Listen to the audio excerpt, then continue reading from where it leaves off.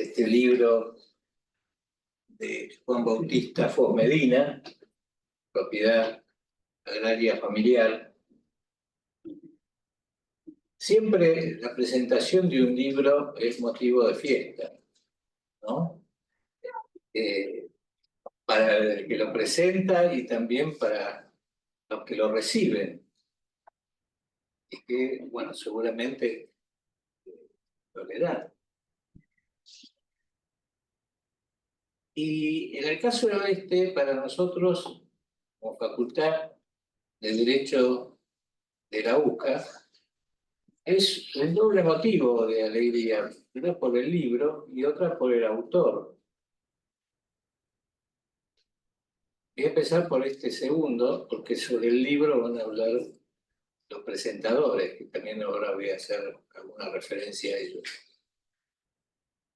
Juan Bautista es un profesor de la casa, pero de esos profesores de la casa que tienen la camiseta puesta, como decimos en el fútbol. Y no como los jugadores de ahora que pasan de uno a otro y no tienen identificación más allá de que se besen el escudo de la camiseta. Él no, él es bien UCA. Es investigador nuestro, este libro es su tesis doctoral, y además ha dirigido algunos proyectos, nosotros los llamamos proyectos IUS, proyectos de investigación, en los cuales participan no solamente profesores, sino también alumnos. Y ahora también es tutor de excelencia a aquellos alumnos avanzados, que los ayuda a completar su formación, y también tutor de aquellos alumnos que se inician. Como todos ustedes, los que están acá seguramente lo conocen, él es un historiador del derecho, ¿no? Se ha dedicado a eso, y este libro es parte de esa dedicación, pero doy fe, yo me dedico a otra cosa, de que también tiene su pata en filosofía, ¿no? Me gusta cultivar esos ámbitos en los cuales yo me ocupo. Y lo hace muy bien también. Así que para la facultad es un motivo de orgullo acompañarlo a Juan en este momento, que seguramente para él es algo importante y trascendente, y queremos que también para la facultad lo sea. Y respecto de la obra, como dije, no voy a hablar yo, porque para eso hay otros que lo van a hacer mejor, pero sí me parece importante destacar que aborda un tema o un problema muy importante sobre la propiedad agraria familiar y el problema del desmembramiento de la propiedad, en el cual hace un particular, hablábamos antes de venir acá, una particular crítica al código, no al actual, sino al código de Belezárdfield, como causante de este desmembramiento, y el problema del arraigo, ¿no? Y del desarraigo, o sea, que va de la mano o de contramano.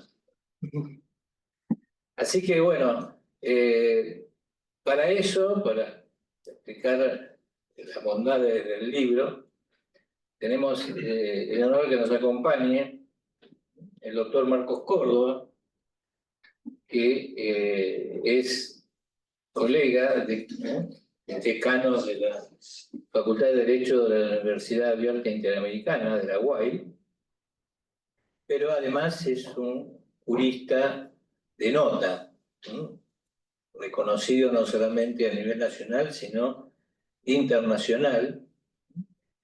También se doctoró en la UBA y tuvo el premio Facultad y el premio Brayones, ¿no? Que son los dos premios más importantes que otorga la Universidad de Buenos Aires.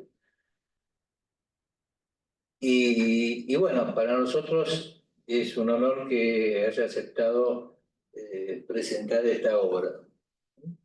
Así que le damos la cordial bienvenida. Y el otro presentador, ya más conocido para el ámbito local, es nuestro ex decano, el doctor Pablo María Grad, que a diferencia del doctor Córdoba, que es civilista, el doctor Grad es constitucionalista, o sea, va a tener una visión, o sea, desde otra perspectiva, y por eso nos va, entre los dos nos van a explicar bien de qué se trata esta obra. Y bueno, el doctor Grad también es un jurista destacado en su ámbito, el derecho constitucional, también en el ámbito del derecho tributario, el derecho tributario federal y bueno, el federalismo en general, todos los temas que él desarrolla y desarrolla muy bien, y que nos hace quedar muy bien a la universidad y a la Facultad de Derecho. Así que bueno, les agradezco a los tres esta fiesta, como dije al principio, compartir esta presentación de este nuevo libro en este caso, de Juan Bautista. Muchas gracias.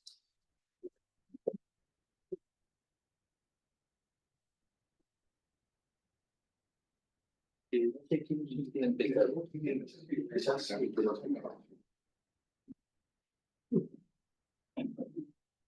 Muchas gracias. Buenas tardes. Muchas gracias, decano, doctor Herrera, por esta introducción. Es un gran gusto compartir además con nuestro colega, que uno nunca deja de ser decano, el doctor Córdoba, y con nuestro doctor Juan Bautista Foz, profesor doctor de esta casa, que nos enorgullece, como ha dicho bien nuestro decano. Realmente he aceptado hacer esta presentación solo porque se trata de Juan Bautista Foz, en principio. Pero, ¿por qué? Porque si bien tuve extraordinarios maestros, como comentaba recién, en esta casa en Derecho Civil, Borda, Llambías, Espota, Morinario, que venían a dar clases ellos.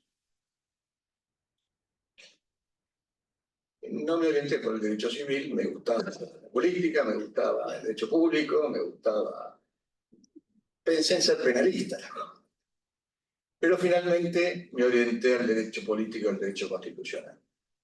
Sin embargo, en esta casa aprendí que cualquier disciplina vinculada a la justicia y el derecho debe remitirse a las causas del orden social y político. Y además, dentro de nuestra escuela, a la naturaleza social y política del hombre. Sin ello, todo lo demás, al menos para esta casa, no tiene mucho fundamento. Puede tener sentido utilitario, podemos formar profesionales, de hecho creo que de acá salen excelentes profesionales, porque los rankings dicen que tenemos después de la UBA el más alto grado de empleabilidad. Pero no es eso lo que nos interesa especialmente. Nos interesa algo para lo cual esta obra constituye un aporte, en mi opinión, notable. No voy a hablar de la tesis en lo que tiene especialmente de sustantivo en esta obra en relación con los institutos del derecho sucesorio, y al más alto nivel el doctor Córdoba, pero voy a hacer algunas reflexiones que tienen que ver con mi materia, el derecho constitucional, pero también con la historia del derecho argentino, patrio, porque si bien nunca enseñé historia del derecho, tuve que estudiarla para enseñar derecho constitucional, o debí estudiarla. Y entonces hay en este libro un aporte enorme, no solo al campo del derecho civil, como aporte originario que debe caracterizar a cualquier tesis, sino que hay un aporte desde lo mejor de la tradición jurídica hispanoamericana,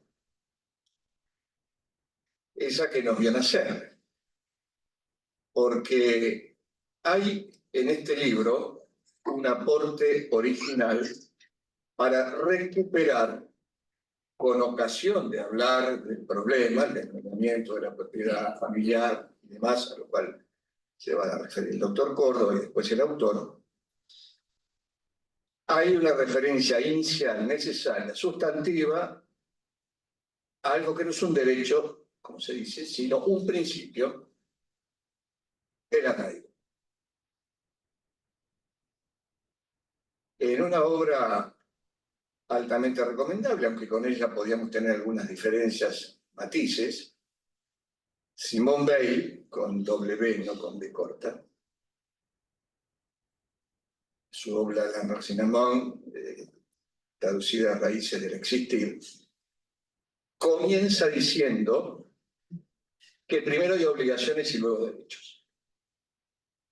Esto es determinante para este tema, porque desde una perspectiva jurídica tradicional, se tenía derecho a la propiedad porque primero se asumían obligaciones.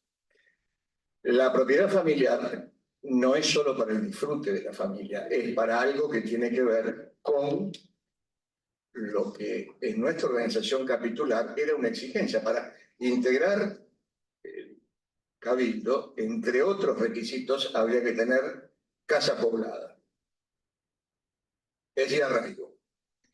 Después viene la venta de los oficios consejiles, después un comerciante que quizás no estaba radicado en esa ciudad podía llegar a ocupar una silla, pero fundamentalmente esta nota de la vecindad vinculada a tener casa poblada está en la raíz y en la fuente de nuestra organización política. Y este libro, cuando plantea para hablar del derecho civil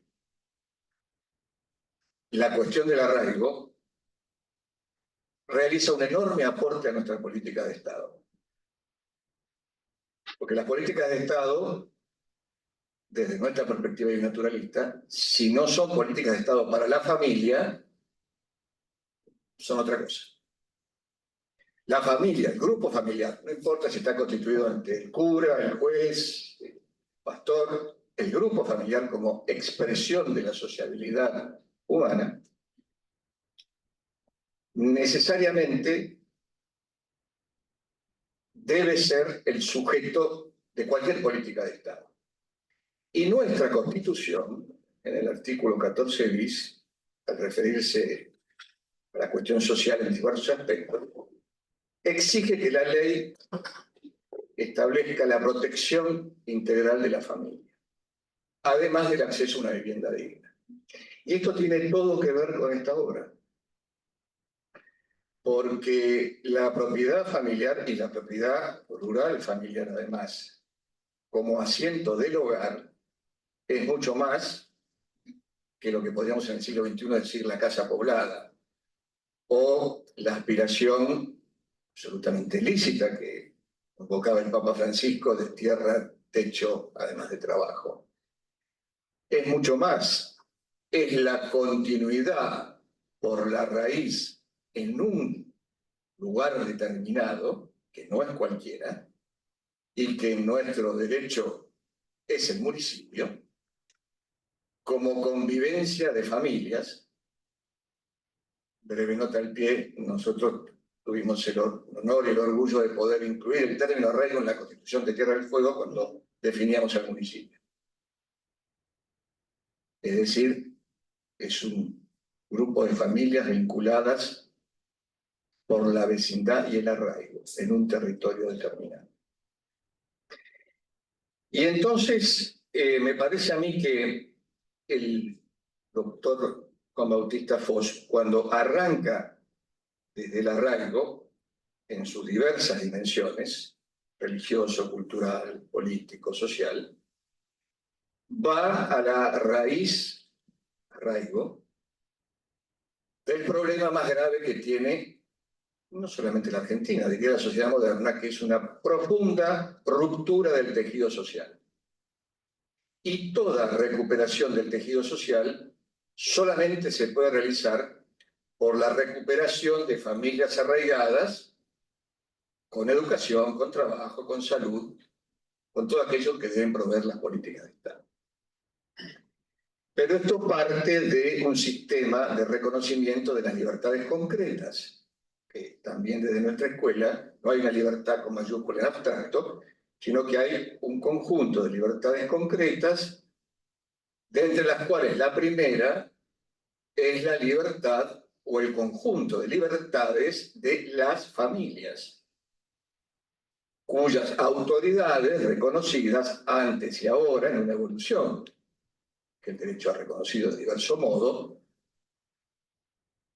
por el padre y por la madre. Esta evolución, a la que se referencia también el libro, al ver los distintos tipos de propiedad familiar, debe ser rescatada, me parece a mí, en esta perspectiva de que no puede haber un régimen sucesorio, solo ingreso tímidamente acá, sin asegurar la continuidad de la propiedad familiar y particularmente de la propiedad rural familiar, como una, no exclusiva, pero inevitable exigencia de la recuperación de otra cosa que pide la Constitución, que es el poblamiento del territorio en el segundo párrafo del inciso 19 del artículo 75. ¿Qué significa poblamiento del territorio? Significa la continuidad de las familias en el territorio donde han nacido sus padres, sus abuelos, sus bisabuelos, sus tatarabuelos, depende la etapa en la que esa familia se haya integrado a la comunidad nacional. Entonces, me parece a mí que esto es lo primero que hay que señalar. Esta obra es un extraordinario aporte al derecho civil, en particular a la, para mí, inevitable reforma en el campo del derecho sucesorio, pero es fundamentalmente también un extraordinario aporte a nuestro derecho público, comenzando por el derecho público municipal y provincial, no solamente el derecho constitucional federal. También quiero señalar que me parece que esta obra es, como toda buena tesis, un notable aporte de derecho comparado. El doctor Fox ha ido a las fuentes, ha coordinado fuentes, ha armonizado fuentes, ha justificado fuentes y las ha hecho conocer. Y cuando él se refiere en particular a la obra de Juan Vallete Goytisolo, rescata probablemente uno de los más extraordinarios juristas que hay en España, que había en España, su obra sigue, reconocido aún por aquellos que no compartían su compromiso con la foralidad, un tema que está en la médula hacia el final de la propuesta del doctor Fox. Bien, yo no quiero extenderme mucho más, quiero poner estos acentos y leer algún punto que lo voy a llevar hacia el final. Me he marcado bastante, decir, he cumplido con leer del doctor Córdoba, lo conoce casi de memoria. Yo comencé, hice mi tarea. Dice el doctor Bosch, ya enseña, algo que no sé si lo recuerdo de los civilistas, pero haciendo referencia al estudio comparado entre el Código Civil de Chile y nuestro código, que los regímenes de derecho civil que resaltan el papel capital de las sucesiones deberían indicar la función principal que debería tener en todo el ordenamiento jurídico de una nación, porque debe ser la preservación de la institución familiar y de sus legítimas costumbres, así como el apoyo a su continuidad y sustentabilidad a través de la propiedad familiar.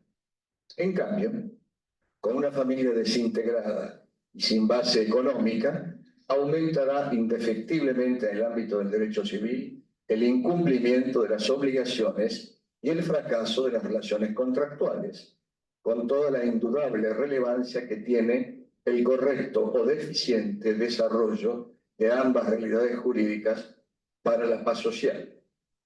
De manera que, así como la familia es la base del tejido social y la primera y natural educadora del ciudadano, también debe ser la primera sociedad que brinde contención y sustento al individuo. Si esto se lograra, al Estado le quedarán menos incumbencias y menos erogaciones para realizar en pro del porvenir de cada habitante de nuestro suelo. Y en el final, citaré lo que él cita proféticamente, porque es una cita de Rerum Novarum, de León XIII, antes de que fuera elegido León XIV. Eso fue inspiración del Espíritu Santo. Dice el doctor Foss: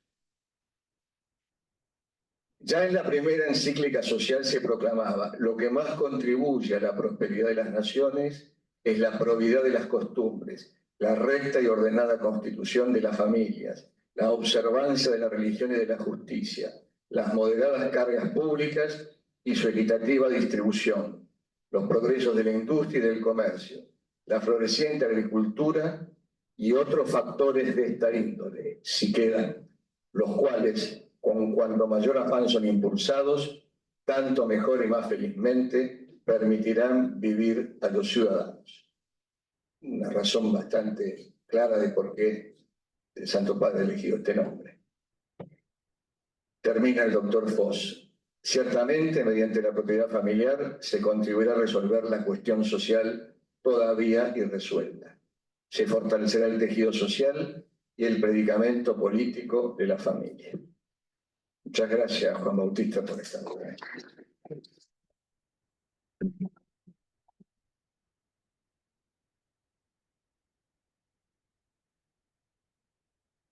Muchísimas gracias. Tras escuchaba al doctor Garat, me entusiasmaba pensando, desarrollando los pensamientos del doctor Garat en relación a la realidad jurídica y a la realidad social. Y me entusiasmaba tanto que en un momento digo, tengo que tener cuidado de no distraerme. Tengo que comenzar agradeciendo el poder estar acá y no tirarme tan rápidamente a elucubrar. Para mí estar en este panel significa un motivo de plena satisfacción. Decía el doctor Herrera, hablaba de una fiesta. Sí, esto es una fiesta jurídica, no cabe duda que es una fiesta jurídica, tenemos que festejar. Y tenemos que festejar esto porque se nos presenta una obra que no es meramente descriptiva, una obra que tiene el aporte descriptivo suficiente a través de una comparación estricta de derechos. Muchas veces se dice derecho comparado y no se compara nada, simplemente se invocan distintos derechos de diversas naciones, procedencias, o incluso se habla de comparaciones de derechos de una misma región pero en distintas épocas, pero no hay comparación, simplemente hay invocación de diferencias. Acá hay comparación. Y nos hablaba el doctor Garat y decía, bueno, no, yo soy constitucionalista, no me quiero meter en el derecho de sucesiones. Pero yo me anoté algunas palabras que dijo él: obligaciones, después los derechos. Bueno, miren, en el derecho sucesorio de América del Norte se tiene como base de la transmisión una frase que dice, el muerto paga su deuda. Es decir, primero se cumplen las obligaciones y luego habrá distribución, luego habrá derechos para los que suceden. El derecho sucesorio se basa en eso. El derecho sucesorio argentino es una transmisión de deberes y a veces derechos. Y a veces derechos. Puede ser que no queden derechos. Puede ser que no haya remanente después del cumplimiento de las obligaciones. Ahora, hay tanto para decirles, les voy a contar algo. El libro quinto del Código Civil y Comercial de la Nación tiene como texto de origen el anteproyecto, el que escribimos con el doctor Francisco Magín Ferrera, cual el doctor Foss ha citado reiteradamente en la obra. Es un gran profesor de Derecho Sucesorio de la Universidad del Litoral. La Comisión del Poder Ejecutivo, Lorenzetti, Hayton y Kemmelmacher de Carlucci, nos designaron a muchos para hacer distintas partes del código, pero para el libro quinto lo designaron a este gran jurista y a mí. Y la génesis del libro quinto se produjo en el campo. Cuando yo leí el comienzo del libro del doctor Foss, él empieza prácticamente narrando sus desempeños en el campo familiar. Y yo para escribir esto lo llamé a Francisco Magín Ferrer, un amigo jurídico. Le digo, Magín, venite, yo tengo un establecimiento agropecuario en San Antonio de Areco, se llama Ojos Verdes, venite Ojos Verdes y nos encerramos ahí con todo el material, los anteproyectos de las comisiones previas que hubo de unificación y trabajamos sobre esto. Nos quedamos encerrados, enclaustrados durante mucho tiempo para redactar todos los artículos que componen esto. En relación a esto, lo que nosotros tuvimos en cuenta, yo lo tenía muy bien claro, es que yo no debía intentar poner ahí lo que a mí me parece, lo que yo prefiero o lo que a mí me gusta. Yo tenía que buscar qué es lo que había producido la comunidad jurídica argentina en relación con la comunidad en su conjunto, a efecto de el reconocimiento luego por el legislador específico y que llegara a la ley.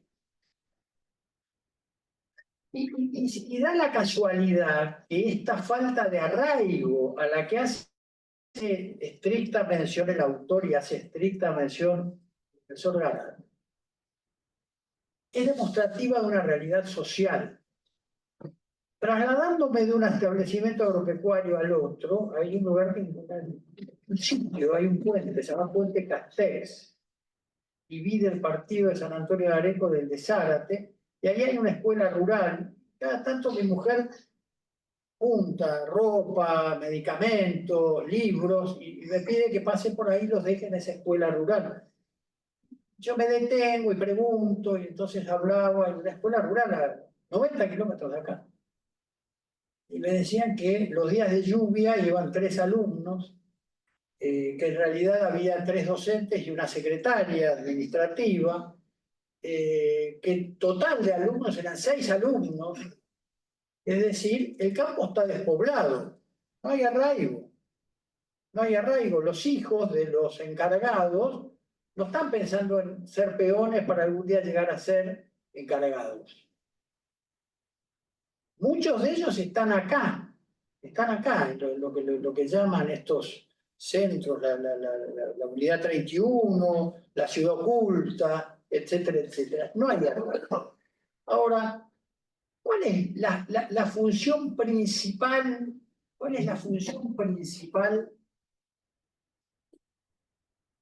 de del derecho en su conjunto? Es la satisfacción general. Luego vienen las satisfacciones individuales. ¿Cómo se cumple mejor la satisfacción general de las necesidades actuales? Es decir, fuentes de trabajo, capacidad productiva, potencialidad de producir el ingreso de divisa extranjera a través de la efectivización de la producción. Los desmembramientos han intentado evitar los desmembramientos de la producción rural, han intentado evitarse a través de la unidad económica, por ejemplo, a través de las indivisiones forzadas. Menciona muy bien el autor la ley 14.394 de la década del 50, indivisiones forzadas de patrimonios hereditarios. Se busca forzar la indivisión. Ahora, todas esas cláusulas cerradas no producen efecto porque siempre ante eso existe una posibilidad de evasión. Y así, la misma ley 14.394, y menciona muy bien el autor, el artículo 51, el artículo 2331 en el nuevo código, etcétera, etcétera, tratan de forzar algo que tendría que resultar del ejercicio de los derechos. No tendría que resultar del cumplimiento de prohibiciones. Tendría que resultar del incentivo a. Eso nos llevó a Ferrer y a mí a intentar una mejoría en el mismo sentido que la que propone el autor, a través de algunas cuestiones tales como volver a introducir la licitación entre herederos. ¿Qué es la licitación? Para llevarlo a términos casi vulgares, es una subasta interna entre herederos. Es una subasta entre herederos. Hay un precio de tasación del avalúo y dice, bueno, esto vale $1, cualquiera de los herederos puede decir, si a mí me lo adjudican, en mi escuela le imputan más que $1, con lo cual se beneficia a toda la comunidad hereditaria. Y si algún otro coheredero tiene interés en esa cosa, podrá ofertar algo más de 1,10 y así sucesivamente. Pero la cosa queda en la unidad familiar. ¿Y cuál es la importancia de la unidad familiar? Toda la que relató el profesor Garat. Toda la que relató el profesor Garat. La unidad familiar, el derecho sucesorio argentino, es un instrumento de la familia. Y sigue siendo un instrumento de la familia. Hoy se habla de las familias. La familia para los juristas no es lo que yo quiero que sea la familia. No es lo que yo prefiero que sea la familia. La familia es aquel grupo de personas que están relacionados en la medida que los vínculos conyugales, de consanguinidad, de adopción, tengan efecto jurídico. Y en el derecho sucesorio, las porciones, lo que los europeos llaman las porciones reservadas, las porciones forzosas, ¿para quiénes son? ¿Hay alguna porción forzosa para alguien que no sea miembro de la familia? No. Lo que era la posesión hereditaria de Vélez-Sarsfield, hoy investidura de heredero, artículo 2337 de hoy, 3410 de antes. Es decir, que muerta una persona en ese mismo instante hay quien puede ejercer sus derechos sin necesidad de recurrir a ninguna autoridad. ¿Para quién es? ¿Para alguien que no sea de la familia? No. Solo para miembros de la familia. Las atribuciones preferenciales a las que hace, pero un pormenorizado análisis ponderativo, crítico, muchas veces el autor en la obra, con una riqueza notable, además de fluidez expositiva. La fluidez del autor nos permite comprender todo. Estas atribuciones preferenciales, ¿quién las puede tener? ¿Alguien que no sea de la familia? No. Solo los de la familia. Y así puedo continuar. ¿Quiénes pueden ejercer la administración extrajudicial? Miembros de la familia. El derecho sucesorio es un instrumento de la familia. En Argentina hay otros derechos donde no es así. Pero en la Argentina es así. ¿Quién administra muerta una persona? En principio el cónyuge.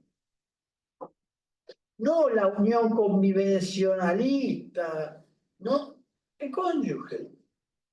Y si el cónyuge no es el más apto para ello, otro heredero. Y solo ante un gran conflicto, los jueces deben pueden y estarían facultados a poner a otra persona.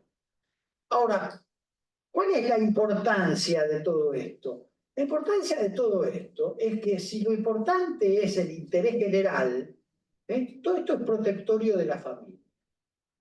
Pero hay un interés aún superior al de la familia. Cuando nos hablaba el profesor Garatti, nos estaba diciendo ya de el comportamiento dentro del grupo social, no familiar, sino primario, el barrio, el pueblo, eso es lo que los romanos pasaron así de la pietas familia a la humanitas, es decir, ser generosos, solidarios, preocuparse, hacerse cargo de las necesidades de un grupo un poco más amplio. Bueno, en ese grupo amplio, a la sociedad argentina lo que le interesa es que la tierra produzca, y que produzca de la mejor manera posible, y en la mayor proporción posible. Y está demostrado que las subdivisiones no lo favorecen. Entonces, el interés individual en la partición puede optar al interés general ciudadano. Ahora, esto parece una contradicción. ¿Por qué? Porque parece que lo que dice el autor pudiese ser defendido desde un punto de vista casi socialista extremo, pero también desde un punto de vista capitalista extremo. Es donde se unen, donde confluyen consideraciones que hacen al interés de otros, y eso es la solidaridad. El derecho de hoy, el derecho sucesorio de hoy, está invadido por la solidaridad. Está invadido. Apareció cuando habla el autor del tercio de mejora. Nosotros tenemos tercio de mejora, pero tenemos tercio de mejora en favor de un discapacitado. Tenemos el tercio de mejora en favor de discapacitados y les cuento algo. Mi propuesta era más amplia que eso. Lo que hoy es el artículo 2448, yo decía, habiendo un discapacitado, el causante puede, además de la porción disponible, disponer en su favor de un tercio de la herencia. Y agregaba, el mismo beneficio le puede otorgar a aquella persona que haya sacrificado se haya sacrificado su capacidad, su potencialidad para asistirlo. Porque la Argentina es parte de la historia de la Argentina, incluso las mujeres que sacrificaban su estado civil para quedarse cuidando al padre o a la madre enferma, o las mujeres que se quedaban cuidando al suegro enfermo en su casa, en lugar de salir a producir económicamente, etcétera, etcétera. En definitiva, lo que se buscó en el derecho sucesorio, yo creo que coincide también en mucho con lo que dice el autor. O sea, es la búsqueda de la virtud, es algo distinto a lo que hoy se está impulsando en el derecho sucesorio, que es la búsqueda de la socioafectividad. El afecto no importa un mérito, no importa un mérito.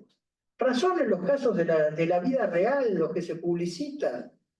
Este señor está casado con esta señora, decide dejar de estar casado unilateralmente y decide casarse con esta otra señorita mucho más joven, con la cual está unos pocos días, se muere, y la señorita mucho más joven es la heredera de todo. Y la que fue su compañera de vida, la que la ayudó durante las etapas que en la vida normal, natural y ordinaria es la del sacrificio, se quedó afuera. ¿Por qué? Por protección de la socioafectividad. Una persona puede sentirse muy invadido de afectos y eso no importa un mérito. El derecho tiene que funcionar pedagógicamente, tiene que motivar al accionar probo. Y el accionar probo es el que busca, por ejemplo, el interés general, y el interés general se logra con la productividad agropecuaria en la mejor manera que se puede lograr, que ya está demostrado que es evitarlo. También respecto de esto tratamos de evitarlo. Si ustedes se fijan, nosotros hasta hemos planteado la indivisión si se torna antieconómica. Está expresamente, hay una regla que dice que si se torna antieconómica, no hay partición de aquello que se torna antieconómico. Y es lo que busca el autor. Pero además yo agregué algo y hasta les cuento de qué, de dónde me surgió. ¿Recuerdan la época de las cenizas en el sur? En la región había establecimientos agropecuarios que, por motivo de las cenizas, su valor se había disminuido a un 10%. Y había jueces de acá, de la capital federal, que estaban imponiendo particiones. Entonces yo puse un artículo donde el heredero le puede solicitar que se suspenda la partición si hay algún elemento transitorio que pueda afectar el valor de los bienes. En definitiva, yo creo que esta obra es valiosísima en muchos aspectos. En aquello que ya nos convenció, y de todo esto a mí me convenció, pero aún de aquello otro que nos obliga a pensar. La riqueza se logra con el aporte de los distintos, es lo que en el campo se llama el vigor híbrido. Es la consecuencia de los aportes de los distintos, si no, no existirían las mulas. El aporte de los distintos, y todos los que estamos acá entramos pensando igual, nos vamos con la misma medida que teníamos. Si alguien nos dice algo distinto, nos obliga a poder fundar la postura contraria o poder enriquecernos porque el otro nos convenció que el otro es mejor, por desarrollar. Este libro obliga a pensar y se anima a decir algunas cosas que otros autores no se animarían a decir, pero que son realidades. Fíjense cómo el autor busca para los nuevos problemas las antiguas soluciones que muchos habían descartado. Muchas gracias.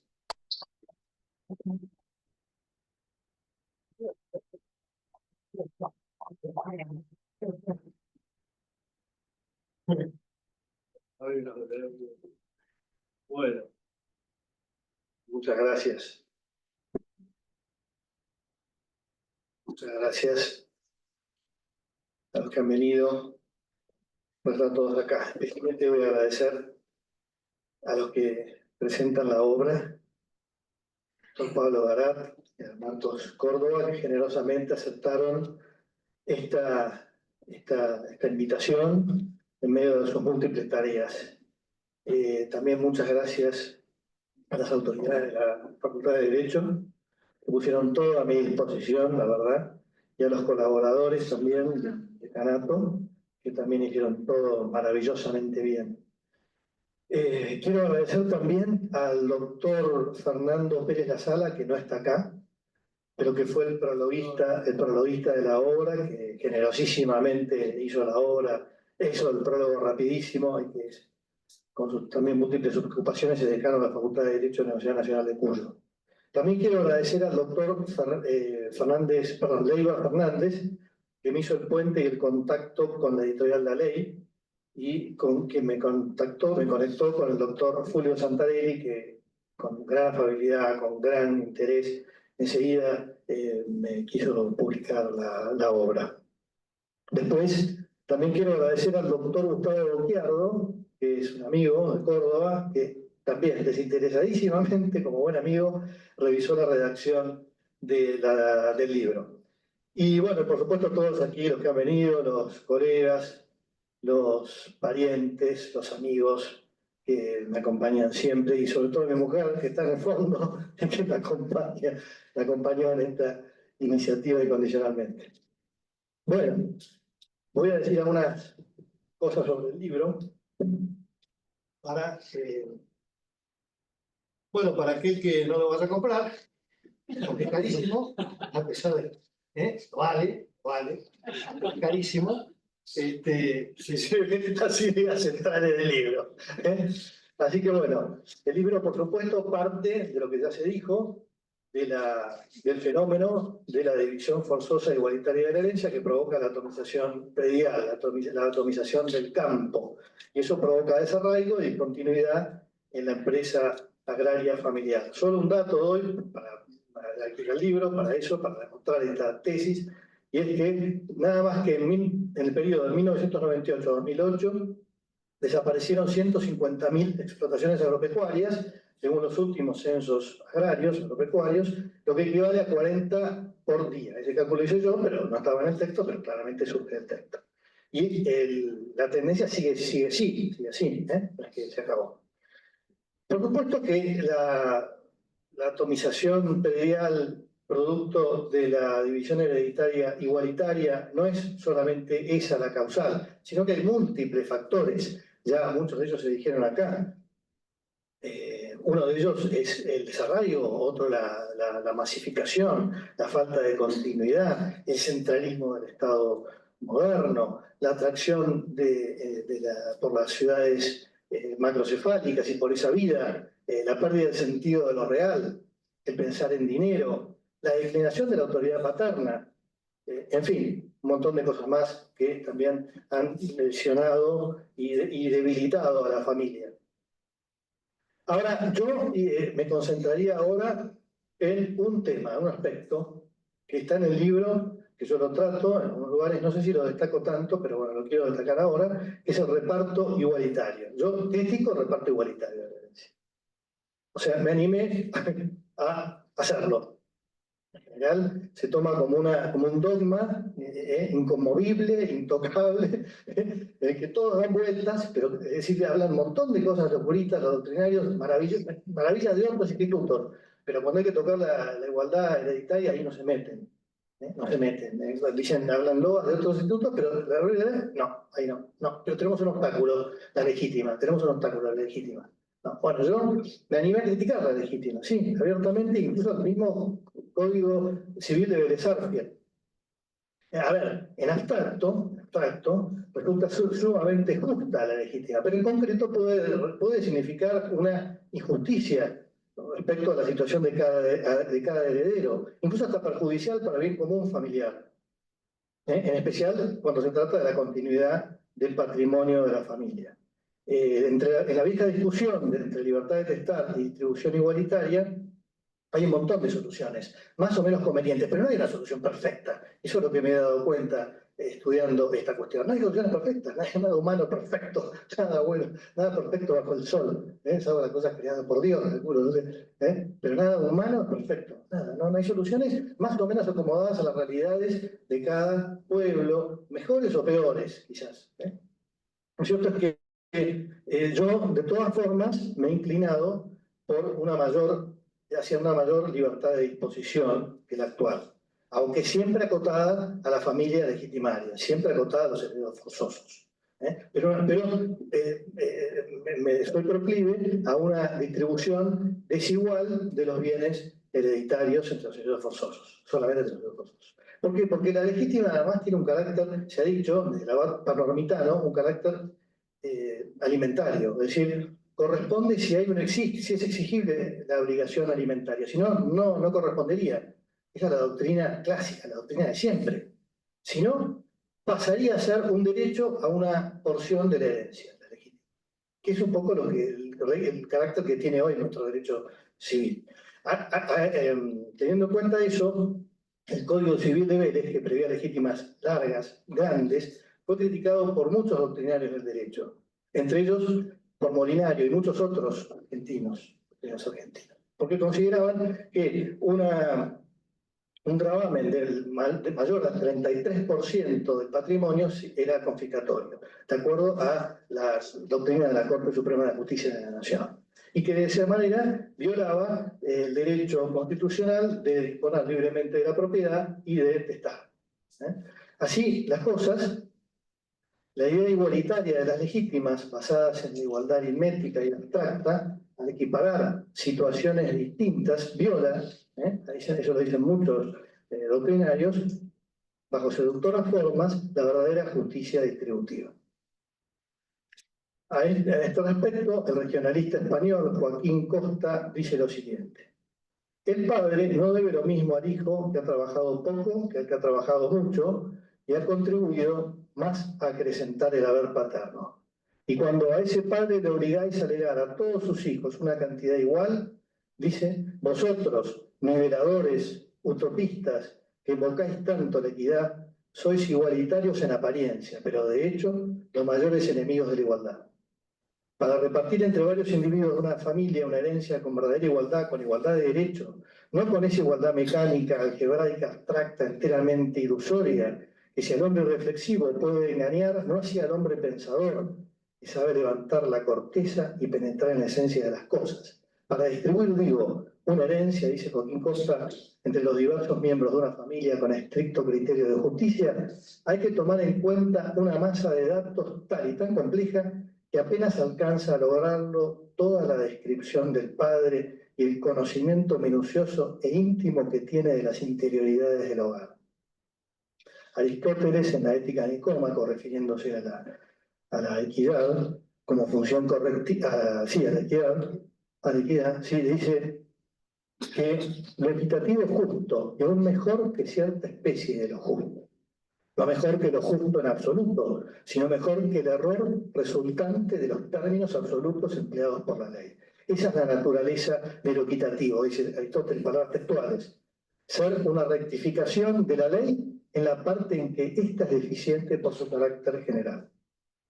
Los padres entonces deberían tener esa función en la familia, como debería tenerla también el juez, de corregir o adecuar la ley a las circunstancias de la familia o del caso. Miren lo que dice uno de nuestros grandes civilistas, Guillermo Borda, sobre la equidad. Él está hablando sobre el abuso del derecho en el Código Civil, que él introdujo a través de la ley 17.711. Dice, voy a la parte pertinente, él habla de la justicia, de la función tremenda, de la misión noble que tiene el juez, que está llamado a resolver un conflicto, que palpita en el expediente, dice, la motivación última que le dicta al juez su sentencia es la convicción de justicia que él se ha formado acerca del caso. Y cuando esa convicción ha cobrado cuerpo, buscará los caminos para darle la razón a quien la tiene, forzando los textos legales, omitiendo algunos, interpretando otros más allá de toda posible intención del legislador, porque el juez siente más que nadie que el derecho es el arte de lo bueno y de lo justo, o de lo bueno y equitativo, como decía Celso, como aprendimos en la facultad con la doctora Laura Corso y el doctor Carbone en Derecho Romano, en estas aulas, en Moreno, pero en estas aulas. Aplica entonces este criterio de que la ley general, la ley general está, digamos, se contrapondría a veces a las necesidades familiares o necesidades del caso concreto. Y veamos lo que dice Joaquín Costa un poquito más. Solo los padres conocen el carácter de cada hijo, sus inclinaciones y sus aptitudes, su grado de capacidad intelectual, su conducta, sus recursos, los reveses de la fortuna, las desigualdades naturales que separan a unos de otros hijos, y por otra parte la naturaleza de los bienes rústicos, urbanos, fábricas, crédito, clientela, etc. Solo ellos pueden combinar estos y aquellos datos y reducirlos a una expresión numérica. Podrán los padres equivocarse, pero el error es en ellos meramente posible y en todo caso no sucederá sino por excepción y accidentalmente. El legislador, al contrario, no puede acertar nunca, el error es congénito y connatural a la regla, yerra porque no puede menos que terra. Terrible, lapidario, categórico. Solo los padres deben ser llamados a legislar. Bueno, hay muchas más citas de Joaquín Costa que me encantan, regionalista español del siglo XIX, que realmente tiene un gran sentido común.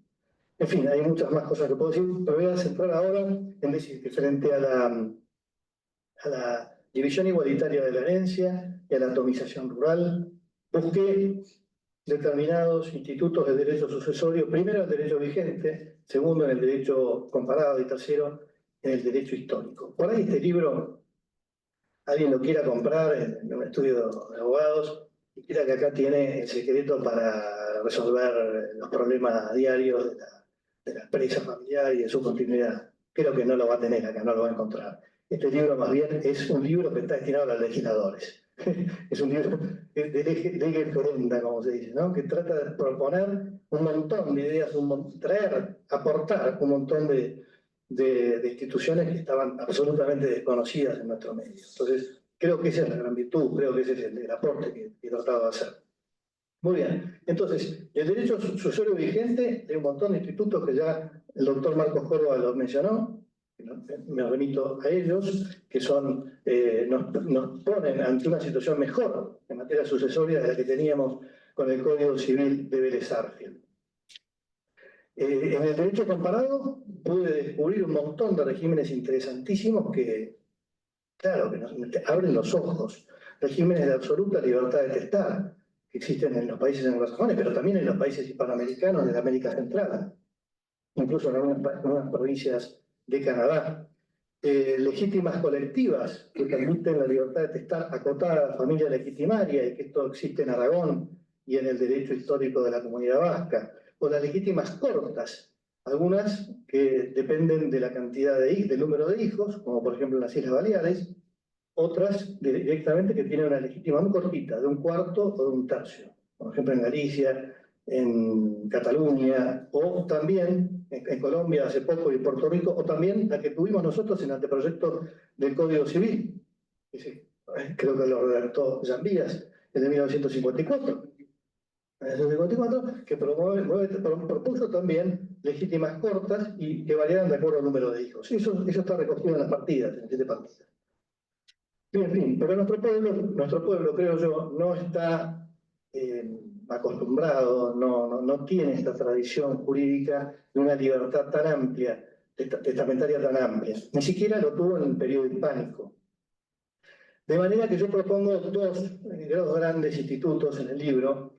Uno es el de la mejora. El de la mejora, digamos, como se conocía antes del tercio, la mejora estricta, que tuvo vigente hasta la sanción del Código Civil de Vélez de 1871. Tuvo más de 300 años de vigencia en nuestro suelo, y ha sido avalado, esa es también otra gran cosa, ha sido avalado por las Jornadas Nacionales de Derecho Civil en varias oportunidades, en 1983, 93, 2002, etc. También existe en España, desde hace más de 1500 años, que está heredada del derecho romano y del derecho visigodo, y existe también todavía vigente en Puerto Rico, en Chile, en Ecuador, y lo estuvo en Perú, en Colombia, Bolivia y Guatemala, que derogaron para ampliar todavía más la libertad testamentaria. La herencia, entonces, a través de la mejora, en lugar de dividirse en 2 partes, o sea, la parte reservada forzosamente a los herederos y la parte de libre disposición, a extraños, por ejemplo, se divide en 3, o sea, se agrega una porción adicional destinada a mejorar a alguno de los hijos o de los descendientes. Incluso en el Código Civil Español también prevé a los nietos, bisnietos, los descendientes. También aquí entre nosotros se llamó, cuando tuvo vigencia, la mejora de la cuota igualadora. ¿Por qué? Porque, digamos, trataba de nivelar las diferencias entre los miembros de la familia, por ejemplo, alguno que tuviese algún problema económico, algún problema de salud, en fin, también se usó, como dijo acá el doctor Marcos Córdoba, por las madres de familia para mejorar a sus hijas que las cuidaron en su última enfermedad, en el Río de la Plata. Muy bien, también propongo yo, digamos, lo que más me gusta de todo lo que propongo ahí, de todas esas soluciones que ofrezco, es también, además de la mejora, o sea, ampliar el instituto de mejora que ya está recogido en el Código Civil y Comercial solo para el heredero con discapacidad, ¿por qué no?, a los restantes hijos. El heredero preferido de la producción de la propiedad agraria familiar. Es decir, instaurar, reglamentar una sucesión anómala de la propiedad agropecuaria, que se asigne a un solo heredero con la obligación del adjudicatario de pagar a los restantes herederos no adjudicatarios su hijuela o su legítima en dinero, con plazos largos, porque si no, capaz que sería imposible resolver esta cuestión. Esta es una cuestión, y también no reducir la unidad económica, como estuvo reducida aquí en Argentina cuando tuvo vigencia, porque tuvo vigencia este instituto de alguna manera, a través de la ley 13.995 del año 1950. Al poco tiempo se dejó sin efecto por los criterios estos de que violaba la igualdad entre los herederos. Pero podría muy bien llevarse adelante esta reforma instaurar este régimen, mirando también una institución emblemática que es la del Maso Chiuso en Italia, que está en el Tirol y que prevé un régimen también muy interesante. Esto también está previsto en el Código Civil Español, que prevé la asignación del testador a uno de los hijos o descendientes de la explotación agrícola, en el artículo 1056, o de todo o parte de sus bienes. Todo o parte de sus bienes, en el artículo 841, con la obligación, por supuesto, del adjudicatario de pagar las legítimas en dinero. En fin, creo que la práctica testamentaria que se redujo desde la sanción del Código Civil por el aumento, por un montón de razones, porque las legítimas son largas, ahora lo voy a tratar, creo que es bueno recuperarlo. La práctica testamentaria, el testamento era, o sea, realizar el testamento era en Roma, no realizarlo era un deshonor. Y en Indias se utilizaba para realizar el descargo de la conciencia, en el periodo hispánico. Creo que no es conveniente, no sería muy inteligente dejar esta facultad que tenemos en manos del Estado legislador. Pero por otro lado se abre una corriente, que es la doctrinaria, que es la distribución de los bienes hereditarios en vida de los padres. En vida de los padres. Acá entre nosotros se llama partición por ascendientes. Creo que las dos cosas se deben combinar. La partición por ascendientes es muy útil porque corrige los defectos que puedan ocurrir en la distribución y además de eso también se pueden resolver las disputas familiares que pudieran resurgir a partir de la distribución y también quizás se pueden ahorrar impuestos y tasas. El testamento yo creo que podría realizarse como por defecto, si ustedes quieren, como un repaso, si ustedes quieren, cuando se ha distribuido los bienes hereditarios y quizás quede algo más por distribuir o por corregir. O para disponer también de bienes materiales, menores, alhajas, recuerdos, etc. O para disposiciones de índole extrapatrimonial, como prevé el Código Civil actual, el Código Civil y Comercial. También tiene un contenido del testamento, tiene un contenido del testamento matrimonial, patrimonial y extrapatrimonial, que antes el Código Civil de Vélez no lo considera. Muy bien, hay un montón de cosas más que dejo en el tintero. Voy a decir que claramente que lo que tenemos que proponer hoy en día es proteger a la familia en la legislación. Me quedo acá, hay un montón de cosas para decir. Hay que fomentar la relación de la familia con la tierra, la dignidad de la vida agrícola, de que habló tanto el Papa Pío XII. Si Leonard Gors, mi cuarto abuelo en Francia, abogado legitimista, arrojaba los cuatro vientos, el interrogante, la tierra o el dinero, ¿cuál triunfará? ¿Cuánto más vigencia tiene hoy 2 siglos después, 1 siglo y medio después, ¿no es cierto? Hay que evitar entonces, creo también, la emigración masiva del campo a la ciudad. Tenemos recursos legales, la Constitución Nacional nos los da.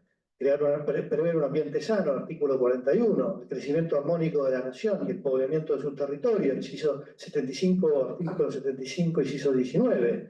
La promoción de la colonización de las tierras de propiedad nacional, artículo 75, inciso 18, que se pueden dar no solamente a las comunidades indígenas, sino también al resto de la población, que tienen la misma cantidad, tendría que tener los mismos derechos. Muy bien, también creo que hay que impulsar la propiedad agraria familiar mediana, que es la que está siendo más lesionada en este proceso de polarización de la propiedad entre el minifundio y el latifundio que ha provocado la división forzosa e igualitaria de la herencia. También, obviamente, me inclino por una mayor libertad de testar dentro de la familia legitimaria, yo ya lo dije, pero lo repito, creo que eso es algo muy importante, el reparto hereditario en vida y la cooperación de la familia rural.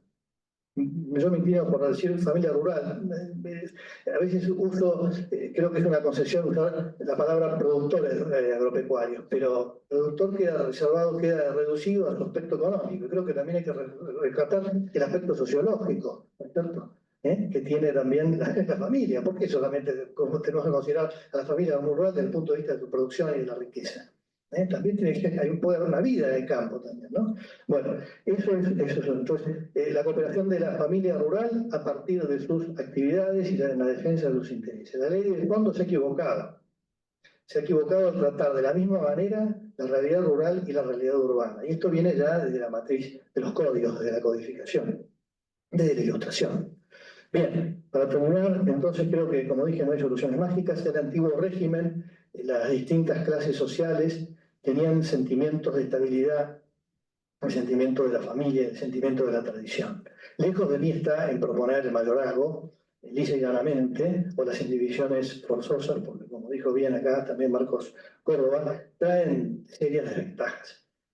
Pero no se puede negar que los mayorazgos, las indivisiones, en la cristiandad fueron útiles para mantener a las familias, su continuidad, incluso hasta desde el punto de vista urbanístico. Todavía se mantienen muchísimas construcciones por el producto de esa continuidad de la propiedad generación tras generación.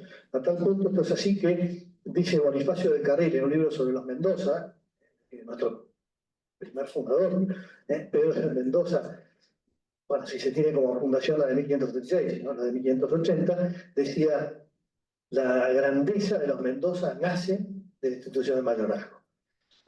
No hubiéramos tenido quizás Fundación de Buenos Aires sin esa institución. En cambio, la reina de Inglaterra, la reina protestante, la reina Ana, a principios del siglo XVIII, impuso a los irlandeses católicos la legítima, a los papistas, como lo llamaban. Pero eximió de dicho régimen a los irlandeses que se pasaban al protestantismo y que les aplicaba la ley del reino. La Revolución Francesa abolió los derechos históricos de Francia, entre ellos el droit coutumier, derecho de costumbrista, de la costumbre, y muchos otros, y homogeneizó la ley aplicable para que toda la nación, y para toda la nación, estableció una porción disponible exigua de 1/10. Esa porción disponible irrisoria no se podía tampoco mejorar con ella a ninguno de los hijos. Tenía que ser obligadamente utilizada para extraños. Eso revelaba el miedo que parece que tenían a la nobleza, a los feudos, a que volviera todo ese régimen anterior. Napoleón, después, cuando impuso el Código Civil en Francia, lo aconsejó también a su hermano en Nápoles y le decía: todo aquello que no sea afecto quedará destruido y no quedarán más que las grandes casas que vos constituiste en feudos. Para esos feudos, para los feudos de Napoleón sí valían los feudos, no para los feudos antiguos.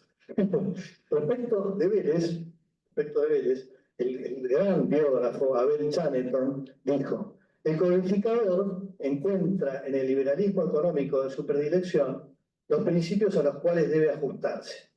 Todo lo que importara una traba a la libre circulación de la riqueza en su forma inmobiliaria o mueble, cuanto tendiera a inmovilizar la propiedad a los derechos creditorios, es proscripto de la ley. Bueno, ahí este es simplemente el pantallazo histórico que doy, pero que siempre viene bien, porque no se puede estudiar el derecho, porque el derecho es integral. El derecho tiene que estudiarse a través de un montón de disciplinas, no solamente, no puede haber una teoría nunca pura del derecho. Y si la existe, bueno, ahora vemos sus consecuencias. Debemos rectificar el rumbo. La Ilustración derivó de ese pensamiento tradicional, derivó en este derecho que puede ser mejorado. Sánchez Aguesta se refería a ese proceso del antiguo régimen a la Ilustración como la sustitución de una continuidad tradicional por una ordenación racional. Es decir, la costumbre y el casuismo propios del antiguo régimen fueron erradicados, aunque no en el mundo anglosajón, conviene decirlo, por el legalismo y el racionalismo jurídico. En la redacción de las leyes, entonces tenemos que tener, esta era mi preocupación con la tesis, sentido común y contemplar la tradición histórica y jurídica. En toda reforma legislativa debe haber una gradualidad y una adecuación, además. Ya Chesterton decía que la meta de revivir el sentimiento de la propiedad debe alcanzarse con paciencia, por etapas y con concesiones parciales. Mientras que Roca Sastre pedía al legislador que no estorbara con sus normas, que el legislador establezca las líneas institucionales, así como los preceptos necesarios para evitar abusos. Bueno, terminando, quiero decir que necesitamos una nación de familias propietarias y no de familias desposeídas y nómades. La propiedad en este sentido es libertad, no una libertad declamada, sino una libertad concreta, real, efectiva. Es el freno del poder político. Ya decía Pemán en una obra de teatro de las Cortes de Cádiz, para que esas libertades que nunca el pueblo ha buscado. Libertad siempre la hubo para lo bueno y lo cristiano. Si quieren otra, es que quieren libertad para lo malo. El Papa Pío XI, que se dedicó tanto a estos temas, consideró la propiedad familiar agrícola como baluarte de la libertad, eficaz contribución a la continuidad de las sanas tradiciones del pueblo.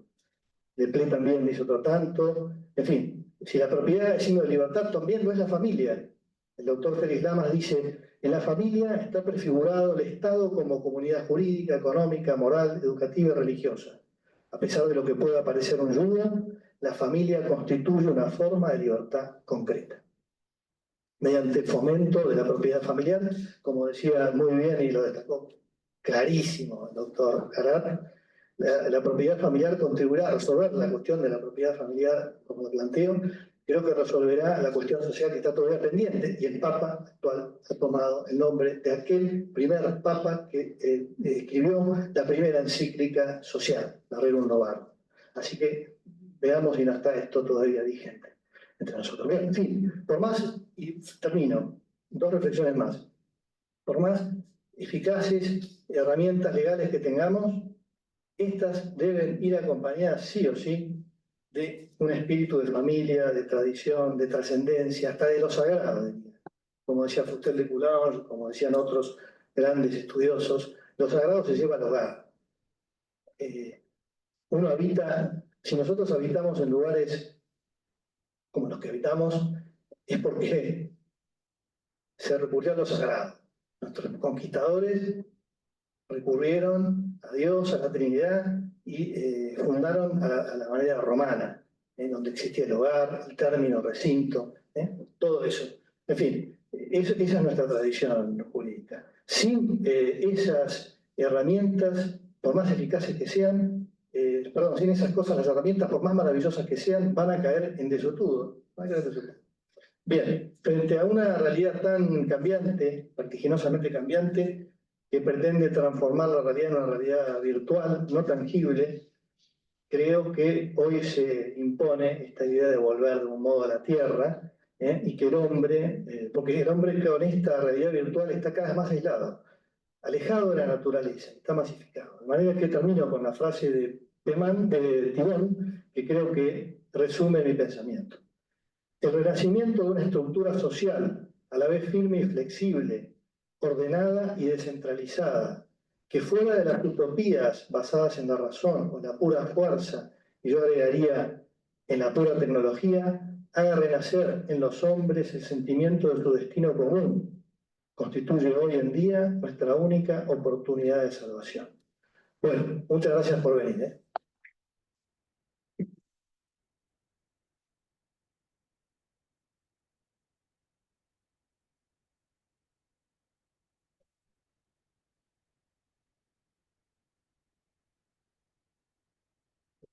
Bueno, muchas gracias a todos. Con esto damos por terminada la presentación y bueno, el autor aquí estará para recibir a todos los que quieran felicitarlo. Muchas gracias.